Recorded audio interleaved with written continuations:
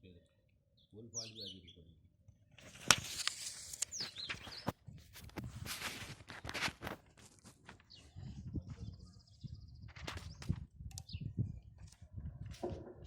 गजाननं भूतगणादिसेवितं कपित्थजम्बूफलचारुभक्षणम् उमासुतं शोकविनाशकारकं नमामि विघ्नेश्वरपादपङ्कजं। वक्रतुण्डमहाकाय सूर्यकोटिसमप्रभ निर्विघ्नं कुरु मे देव सर्वकार्येषु सर्वदा। आपदामपहर्तारं दातारं सर्वसम्पदां लोकाभिरामं श्रीरामं भूयो भूयो नमाम्यहम्। भर्जनं भवबीजानाम् अर्जनं सुखसम्पदां तर्जनं यमदूतानां राम रामेति गर्जनं। सच्चिदानन्दरूपाय विश्वोत्पत्त्यादिहेतवे तापत्रय विनाशाय श्रीकृष्णाय वयं नुमः। श्रीकृष्णाय वयं नुमः। बर्हापीडं नटवरवपु कर्णयो कर्णिकारं बिभ्रद्वाश कनककपिशं वैजयन्तीं च मालां। रन्ध्रान्वेणौ रविरसुदया पूरयन् गोपवृन्दै वृन्दारण्यै स्वपदरमणं प्राविशद्गीतकीर्तिः। ॐ श्रीगणेशाय नमः। अथ चतुर्थोऽध्यायः।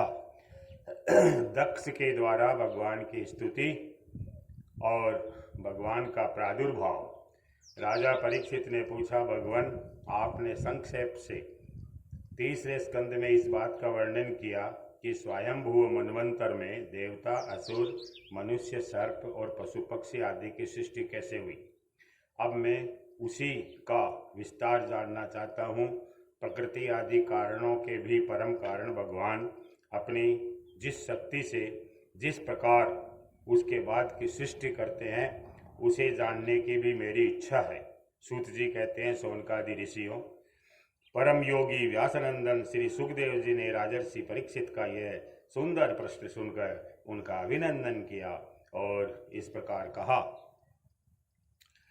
श्री सुखदेव जी ने कहा, राजन, प्राचीन बरही के 10 लड़के जिनका नाम प्रचेता था, जब समुद्र से बाहर निकले तब उन्होंने देखा कि हमारे पिता के निवृत्ति परायण हो जाने से सारी पृथ्वी पेड़ों से घिर गई है।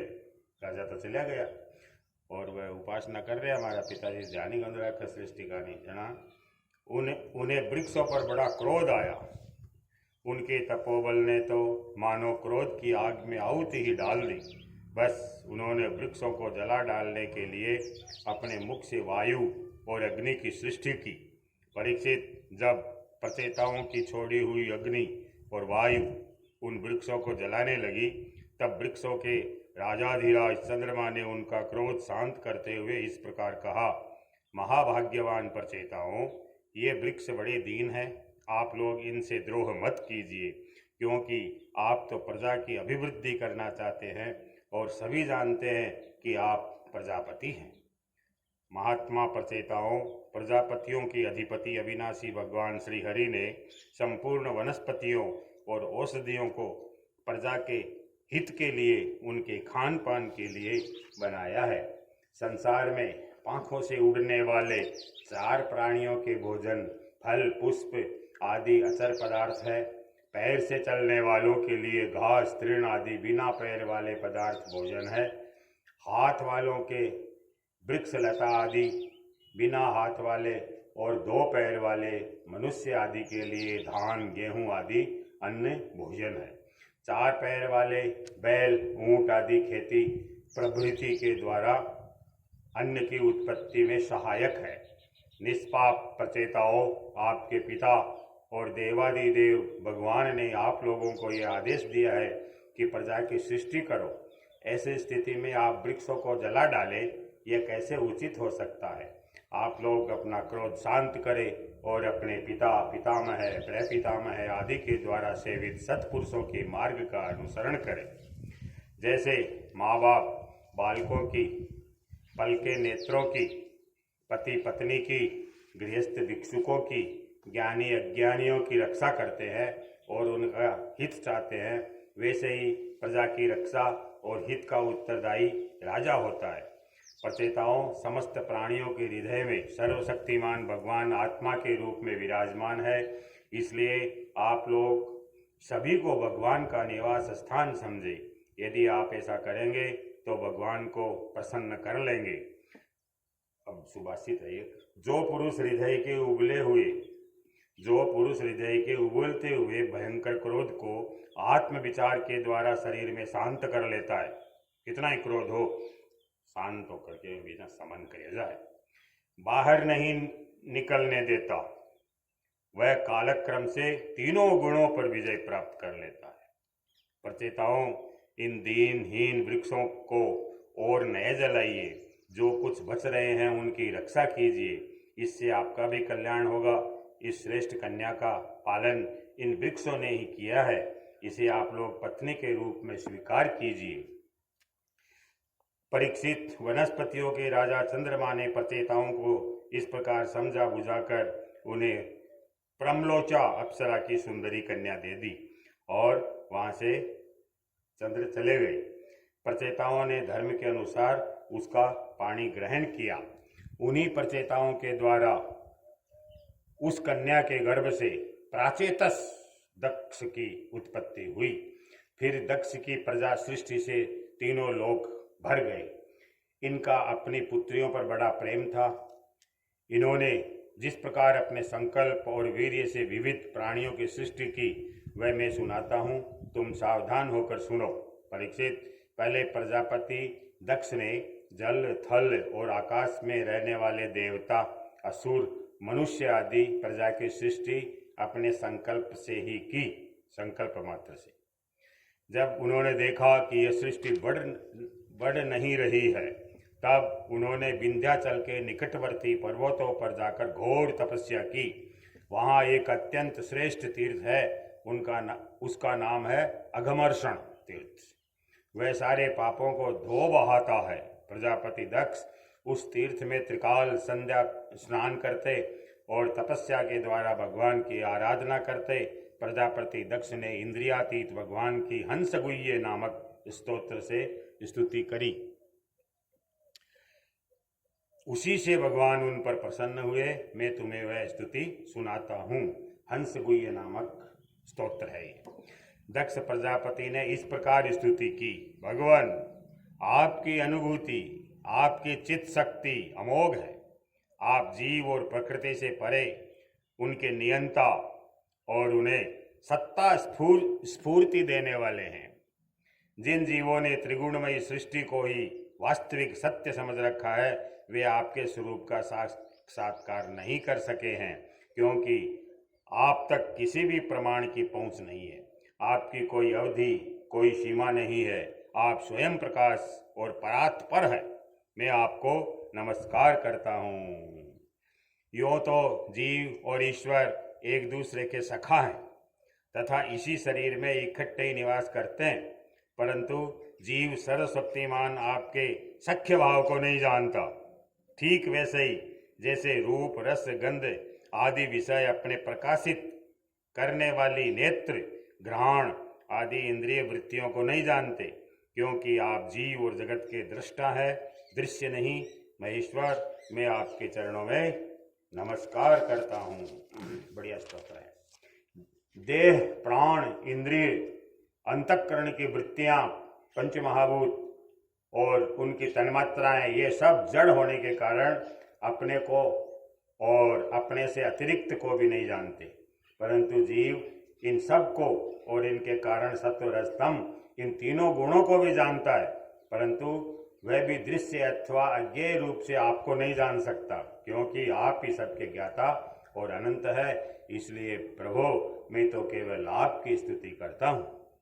जब समाधि काल में प्रमाण, विकल्प और विपर्य रूप विविध ज्ञान और स्मरण शक्ति का लोप हो जाने से इस नाम रूपात्मक जगत का निरूपण करने वाला मन उपरत हो जाता है, उस समय बिना मन के भी सच्चिदानंदमयी स्वरूप स्थिति के द्वारा आप प्रकाशित होते हैं।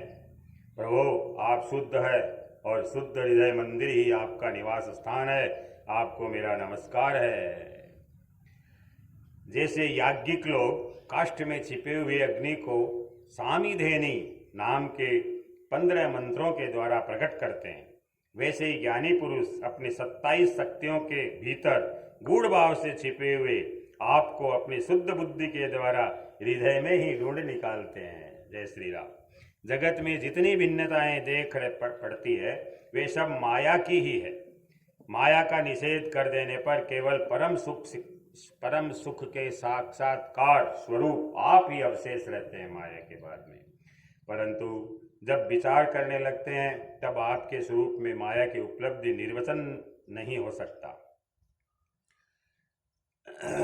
अर्थात माया भी आप ही है। अतः सारे नाम सारे रूप आपके ही हैं। प्रभु आप मुझ पर प्रसन्न होइए, मुझे आत्म प्रसाद से पूर्ण कर दीजिए। प्रभु जो कुछ वाणी से कहा जाता है अथवा जो कुछ मन बुद्धि इंद्रियों से ग्रहण किया जाता है वह आपका स्वरूप नहीं है, क्योंकि वह तो गुण रूप है और आप गुणों की उत्पत्ति और प्रलय के अधिष्ठान है। आप में केवल उनकी प्रतीति मात्र है। भगवान आप में ही यह सारा जगत स्थित है, आपसे ही निकलता है और आपने और किसी के सहारे नहीं अपने आप से ही इसका निर्माण किया है। ये आपका ही है और आपके लिए ही है। इसके रूप में बनने वाले भी आप ही है और बनाने वाले भी आप ही है। बनने बनाने की विधि भी आप ही है। आप ही सबसे कम लेने वाले भी है। जब कार्य और कारण का भेद नहीं था तब भी आप स्वयं सिद्ध रूप से स्थित थे। इसी से सबके कल्याण भी है। सच्ची बात तो यह है कि आप जीव जगत के भेद और स्वगत भेद से सर्वथा रहित एक अद्वितीय है। आप स्वयं ब्रह्म है। आप मुझ पर प्रसन्न होइए। प्रभु आपकी शक्तियां वादी प्रतिवादियों के विवाद और संवाद का विषय होती है एक मत से, और उन्हें बार बार मोह में डाल दिया करती है। कैसे हो आप अनंत अप्राकृत कल्याण गुण गणों से युक्त स्वयं अनंत है। मैं आपको नमस्कार करता हूँ। भगवान उपासक लोग कहते हैं कि हमारे प्रभु हस्तपाद आदि से युक्त साकार विग्रह हैं, और सांख्यवादी कहते हैं कि भगवान हस्तपाद आदि विग्रह से रहित निराकार हैं। यद्यपि इस प्रकार वे एक ही वस्तु के दो परस्पर विरोधी धर्मों का वर्णन करते हैं, परंतु फिर भी उसमें विरोध नहीं है, क्योंकि दोनों एक ही परम वस्तु में स्थित है। बिना आधार के हाथ पैर आदि का होना संभव नहीं, और निषेध की भी कोई न कोई अवधि होनी ही चाहिए। आप वही आधार और निषेध की अवधि हैं। इसलिए आप साकार निराकार दोनों से ही अवरुद्ध सम ब्रह्म हैं। प्रभु आप अनंत है। आपका न तो कोई प्राकृत नाम है और न कोई प्राकृत रूप है। फिर जो भी आपके चरण कमलों का भजन करते हैं उन पर अनुग्रह करने के लिए आप अनेक रूपों में प्रकट होकर अनेकों लीलाएं करते हैं, तथा उन रूपों एवं लीलाओं के अनुसार अनेकों नाम धारण कर लेते हैं। परमात्मन आप मुझ पर कृपा प्रसाद कीजिए। लोगों की उपासनाएं प्राय साधारण कोटि की होती है, अतः आप सबके हृदय में रहकर उनकी भावना के अनुसार भिन्न भिन्न देवताओं के रूप में प्रतीत होते रहते हैं। ठीक वैसे ही जैसे हवा गंध का आश्रय लेकर सुगंधित प्रतीत होती है, परंतु वास्तव में सुगंधित हवा नहीं होती, ऐसे सबकी भावनाओं का अनुसरण करने वाले प्रभु मेरी अभिलाषा पूर्ण करें। सुखदेव जी कहते हैं, परीक्षित, विंध्याचल के अगमर्षण तीर्थ में जब प्रजापति दक्ष ने इस प्रकार स्तुति की तब भक्तवत्सल भगवान उनके सामने प्रकट हो गए। उस समय भगवान गरुड़ के कंधों पर चरण रखे हुए थे। विशाल एवं हृष्ट 8 भुजाएं थी।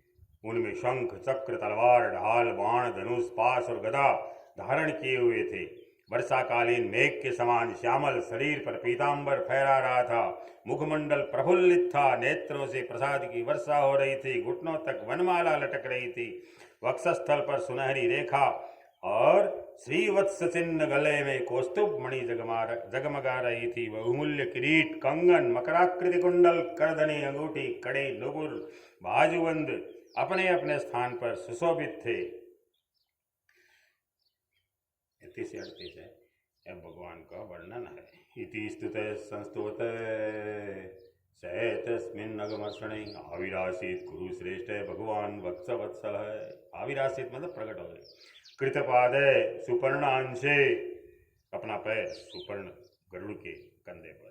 कृतपादय सुपर्णांसे प्रलंबाष्ट महाभुज चक्र शंख चक्रासि चर्मेषु धनुपास गदाधर पीतवासा घनश्याम प्रसन्न वदने क्षण वनमाला। प्रसन्न वदने क्षण भी बहुत दुर्लभ है, मतलब जब भी देखे प्रसन्नता से देखे। प्रसन्न वदने क्षण है। वनमाला विनीतांगो, वनमाला विनीतांगो लसत श्रीवत को वस्तु है। महाकिरीट कटक स्फुरन मकर कुंडल कांचंगुलीय वलय नूपुरांगद भूषित त्रैलोक्य मोहनम रूपम बिभ्रत त्रिभुवनेश्वर वृतो नारद नंदाद्ययी पार्षदयी सुरयूथ पै। बहुमूल्य अंगूठी, बहुमूल्य किरीट, कंगन, मकराकृति कुंडल, करदनी, अंगूठी, कड़े, नूपुर, बाजूबंद अपने अपने स्थान पर सुशोभित थे। त्रिभुवनपति भगवान ने त्रैलोक्य विमोहन रूप धारण कर रखा था। नारद, नंद, सुनंद आदि पार्षद उनके चारों ओर खड़े थे। इंद्र आदि देवेश्वर गण स्तुति कर रहे थे तथा सिद्ध गंधर्व चारण भगवान के गुणों का गान कर रहे थे। यह अत्यंत आश्चर्यमय और अलौकिक रूप देखकर दक्ष प्रजापति कुछ सहम गए। यह अचानक क्या गौ।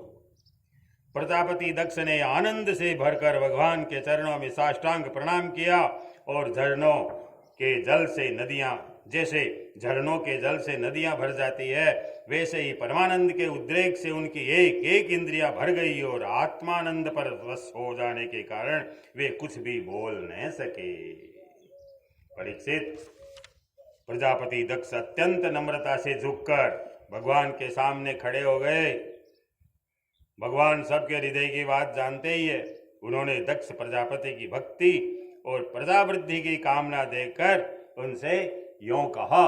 भगवान ने कहा, परम भाग्यवान है दक्ष, अब तुम्हारी तपस्या सिद्ध हो गई है, क्योंकि मुझ पर श्रद्धा करने से तुम्हारे हृदय में मेरे प्रति परम प्रेम भाव का उदय हो गया है।